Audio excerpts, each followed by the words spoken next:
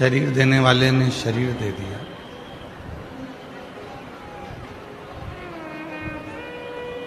मन देने वाले ने मन भी दे दिया, चित्त देने वाले ने, उस परमात्मा ने चित्त भी दे दिया। सब कुछ दिया उस परमात्मा ने, ऐसा नहीं है कि कुछ दिया नहीं। अब जो शरीर दिया है उस शरीर का सदुपयोग कैसे करना है ये आप पर निर्भर करता है। जो चित्त दिया है उस चित्त का प्रयोग कैसे करना है ये आप पर निर्भर करता है। जो बुद्धि दी है उस परमात्मा ने, उस बुद्धि का प्रयोग कैसे करना है ये आप पर निर्भर करता है।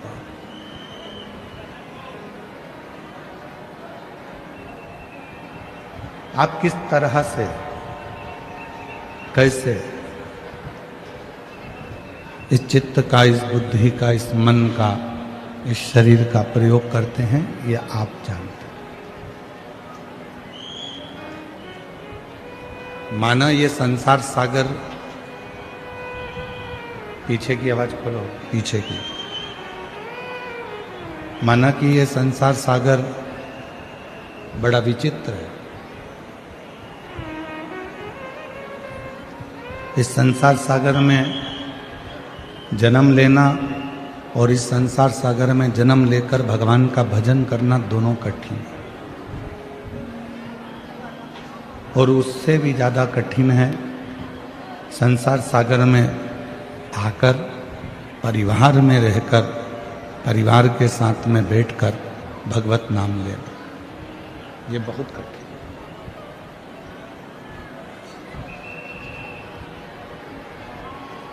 एक बक्सों की आवाज, बड़ा बक्सों की, अंदर के भी सारे बक्से, बाहर के भी। एक मानव की देह, मनुष्य का शरीर, ये भी नहीं आ रही है। एक मानव की देह, मानव का शरीर, और उस मानव के शरीर में 5 कर्मेंद्री, 5 ज्ञानेंद्री और एक मन, ये 11 रूपी इंद्रियां, इनको कंट्रोल में रखना बहुत कठिन। आज एकादशी का लोग व्रत करते हैं, करना भी चाहिए। परम भगवदीय जीव एकादशी का व्रत करते हैं कि हम भोजन छोड़ देते हैं, हम ये नहीं खाएंगे, हमारी एकादशी है, हम ये नहीं खाएंगे, हमारी एकादशी है। पर शिव महापुराण की कथा कहती है कि एकादशी सफल कब होती है, जब आपकी 5 कर्मेंद्री, 5 ज्ञानेंद्री और एक मन ये आपके कंट्रोल में हो, तो समझ लो कि एकादशी पूर्ण हो गई और एकादशी का फल आपको प्राप्त हो गया।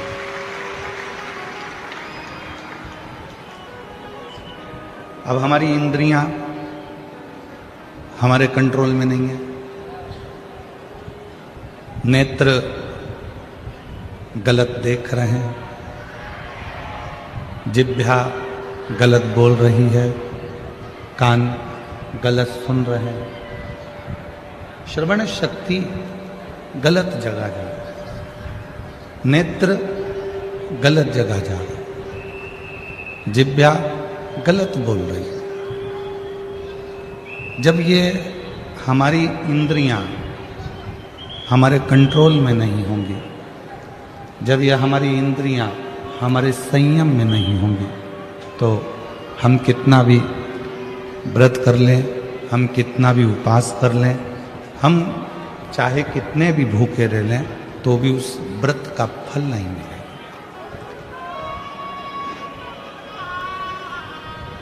व्रत का फल कब मिलता है? जब हमारी इंद्रियां हमारे काबू में हो। ये संसार सागर में आने के बाद यदि मैंने अपनी इंद्रियों को संयमित नहीं किया, संसार सागर में आने के बाद हमने अगर अपनी इंद्रियों को काबू में नहीं किया, तो फिर ये मानव का देह बेकार है। फिर ये मानव का देह बेकार। अगर हम अपनी इंद्रियों को काबू ना कर पाए, प्रेशर खोलो, प्रेशर नहीं आ रहा, अंदर भी नहीं आ रहा, बाहर भी नहीं आ रहा, अपनी इंद्रियों को काबू करा तो समझो कि हमने एकादशी का व्रत किया। कई लोग प्रदोष का व्रत करते हैं, हम उनसे कहते हैं कि आपने अपने कितने दोषों को समाप्त कर दिया। प्रदोष का व्रत कब सफल है? जब आप अपने दोषों को समाप्त करो। मैं गुस्सा नहीं करूंगा, गलत व्यसन नहीं करूंगा, गलत बात नहीं बोलूंगा, गलत चीज नहीं खाऊंगा, अपने दोषों को समाप्त करो। और जब हम अपने दोषों को समाप्त करते हैं, जब हम अपने दोषों को बिल्कुल शून्य पर लाकर छोड़ देते हैं, तो समझो कि हमारा प्रदोष का व्रत सफल हुआ। तब समझें कि हमने प्रदोष का व्रत किया। हमारे भीतर के दोष समाप्त नहीं हो रहा है और हम सोचें कि व्रत कर लें, उससे भगवान राजी हो जाएगा, नहीं हो सकता। बोल बम का नारा है सारी समस्या का हल, श्री शिवाय श्री शिवाय। अपने भीतर के दोष को जिस दिन हमने समाप्त किया, उस दिन परमात्मा हमको मिले।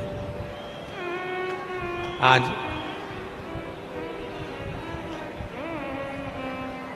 मां कर्माबाई की जयंती है। संपूर्ण देशवासियों को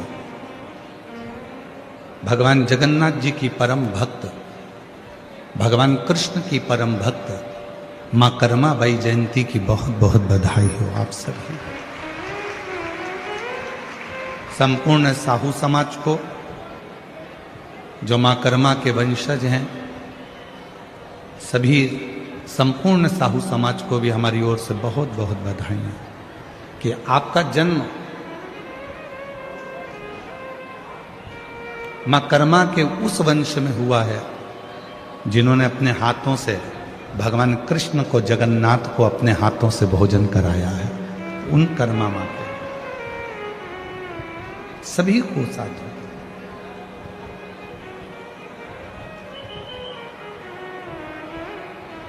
भक्ति, विश्वास, ये दो चीजें हैं। कितनी भी भक्ति कर लो, कितना भी भजन कर लो, कितना भी कीर्तन कर लो, कितना भी मंत्र जाप कर लो, कितना भी स्मरण कर लो, अगर तुम्हारा विश्वास तुम्हारे परमात्मा के प्रति नहीं है, तो फिर तुम्हारा कीर्तन करना, तुम्हारा भजन करना, तुम्हारी भक्ति करना बेकार। पर यदि तुमने विश्वास पूर्ण कर लिया, उसके ऊपर संपूर्ण अपना जीवन का भार सौंप दिया, फिर तुम कहीं जाओ ना जाओ, वो परमात्मा तुम्हें स्वीकार कर ले। आज से 25 साल पहले का एक टीवी पर एड चलता था। 25 साल पहले, 20 साल पहले आप लोगों ने भी बहुत टीवी पर नाटक देखे होंगे, चित्रहार देखा होगा, और बहुत सारी वीडियो आती थी, मूवियाँ आती थी, सब देखते थे अलग अलग चैनल पर। ईमानदारी से बोलना, आपने भी ये वाला सुबेरे सुबेरे श्री यंत्र बेचने वाले भी टीवी पर ऐड देते थे, बोलो सही है कि गलत है?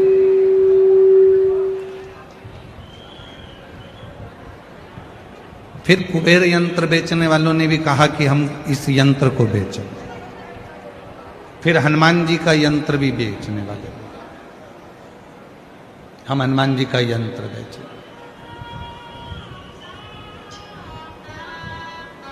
पहले टीवी पर बहुत सारे यंत्र बिकते थे, अलग अलग यंत्र बताए जाते थे। वास्तु शांति का यंत्र है, कुबेर का यंत्र है, लक्ष्मी का यंत्र है, ग्रह दोष निवारण यंत्र है, सारे यंत्र बिकते थे। और उसको लेने के लिए किसी दुकान पर नहीं जाना पड़ता था, आपके यहां ऑनलाइन वो यंत्र घर पर आ जाते थे। उसको लेने नहीं जाना है। आपने टीवी पर एड देखा, मोबाइल पर, फोन पर बात करी, हमको ये यंत्र चाहिए, और वो यंत्र तुम्हारे यहां आ जाता।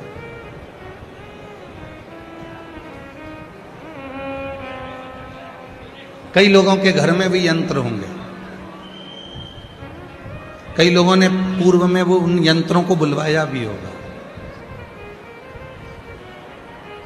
पर एक निवेदन है, घर में श्री यंत्र रखो, घर में कुबेर यंत्र रखो, घर में ग्रह दोष निवारण यंत्र रखो, घर में वास्तु दोष निवारण यंत्र रखो, घर में तुम चाहो जितने यंत्र रखो। वो यंत्र कब काम करेंगे? वो यंत्र कब काम करते हैं? जब तुम्हारे यहां षड्यंत्र ना हो। जिस घर में षड्यंत्र होता है उस घर में यंत्र भी काम नहीं।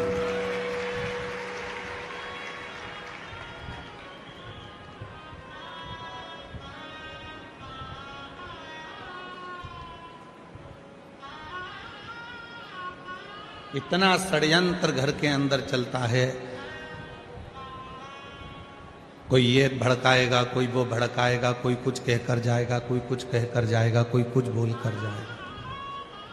भाई भाई में षड्यंत्र चल रहा है, बहन भाई में षड्यंत्र चल रहा है, बहू सास में षड्यंत्र चल रहा है, देवरानी जेठानी में षड्यंत्र चल रहा है, पड़ोसी अड़ोसी धड़ोसी सब में षड्यंत्र चल रहा है। अब ईमानदारी से बोलो, इतने षड्यंत्र यदि घर में इतने षड्यंत्र चलेंगे तो कोई यंत्र तुम्हारे यहां काम करेगा? अरे बोलो तो जम के, नहीं कर सकते। षड्यंत्र घर में चलना बंद हो जाए, बहू सास का षड्यंत्र चलना बंद हो जाए, ननंद भाभी का षड्यंत्र चलना बंद हो जाए, बेटी माँ का षड्यंत्र चलना बंद हो जाए, बाप बेटे का षड्यंत्र चलना बंद हो जाए, भाई भाई का षड्यंत्र चलना बंद हो जाए, रिश्तेदारों का एक दूसरे के प्रति षड्यंत्र चलना बंद हो जाए। जो ये षड्यंत्र चलता है तो कोई यंत्र भी काम नहीं करता। यंत्र कब काम करेगा? जब आप षड्यंत्र से दूर हो।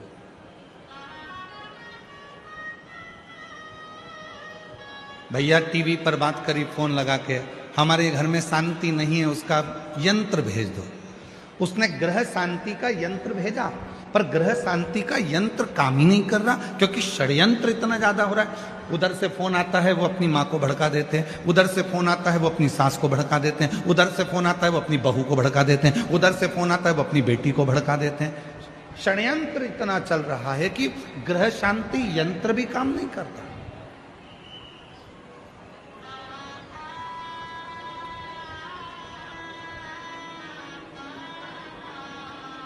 वो ग्रह शांति यंत्र भी काम नहीं करेगा अगर षड्यंत्र है। फिर किसी ने कहा कि महाराज जी हमारे घर में वास्तु दोष हो गया। वास्तु दोष हो गया, तुमने इधर की सीढ़ी तोड़वा कर उधर सीढ़ी लगवाई, तुमने दुकान बदल कर देख ली, तुमने घर बदल कर देख लिया, तुमने रिश्तेदार बदल कर देख लिए, तुमने घर की दिशा बदल कर देख ली, तुमने सोने का पलंग बदल कर देख लिया, तुमने रसोई घर बदल कर देख लिया। शिव पुराण कहती है जब तुमने सब कुछ बदल कर देख लिया और तो भी वास्तु दोष शांत नहीं हो रहा, तो अपने आप को थोड़ा सा बदलना प्रारंभ करो, तुम्हारा ग्रह का दोष और वास्तु दोष अपने आप शांत हो। हम बदल नहीं रहे, हम बदल नहीं पा रहे, अपने आप को नहीं बदल रहे। सास कहती है मैं नहीं बदलूंगी, बहू कहती है मैं नहीं बदलूंगी, बेटा कहता है मैं नहीं बदलूंगा, बाप कहता है मैं नहीं बदलूंगा। बदलेगा कौन? सीहोर वाला महाराज बदलेगा कौन? बदलना तुमको पड़ेगा अपने घर को सही करने के लिए, श्रेष्ठ करने के लिए। अपने घर का सुख देखना चाहते हो तो अपने आप को बदलो, अपने आप। चंद्रमौली चंद्रशेखर चंद्रेश्वर चंद्रशेखर शिव महापुराण की कथा भूसावल में चल रही है। चंद्रशेखर सीखो। चंद्रशेखर शिव महापुराण की कथा से थोड़ा सा सीखिए कि चंद्रदेव सबको बदलना चाहते हैं। चंद्रदेव कहते हैं मेरी जो 27 पत्नियां हैं वो मेरे अनुकूल चले, और चंद्रदेव की 26 पत्नियां कह रही हैं कि आप हमारे अनुकूल तो चलो थोड़ा सा। दूसरे को झुकाने से पहले अपने आप को झुकना पड़ेगा।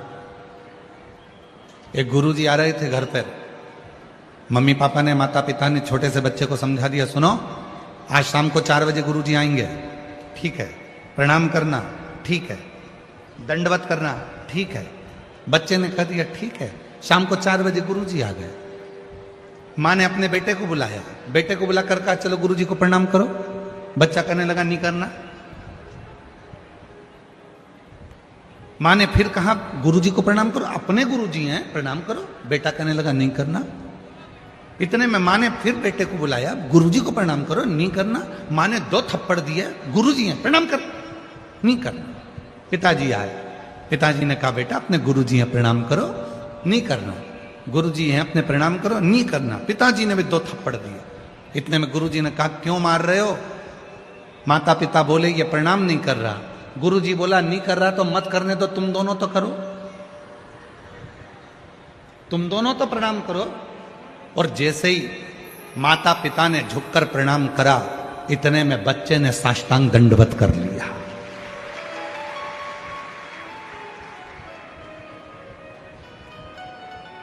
हम सुधरेंगे, युग सुधरेगा। हम बदलेंगे, जम के बोलो, जम के, युग बदलेगा। गायत्री परिवार वाले कहते हैं हम सुधरेंगे, युग सुधरेगा। हम बदलेंगे, युग बदलेगा। कब बदलेगा? जब हम बदलेंगे। कब सुधरेगा? जब हम सुधरेंगे।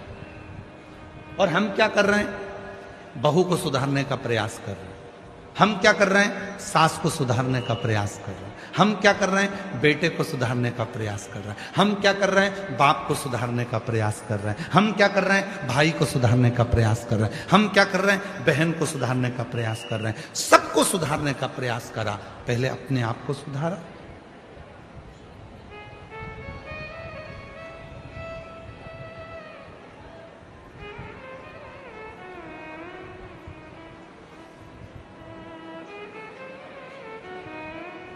एक प्रवचन देना सरल है, पर प्रवचन देने वाले को भी प्रवचन अपनी जिंदगी में उतारना कठिन है। कथा कहना सरल है, पर कथाकार को कथा अपने अंदर उतारना कठिन है।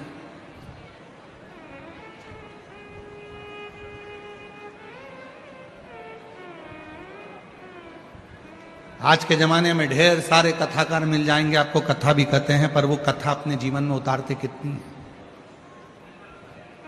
कितना उतारते हैं?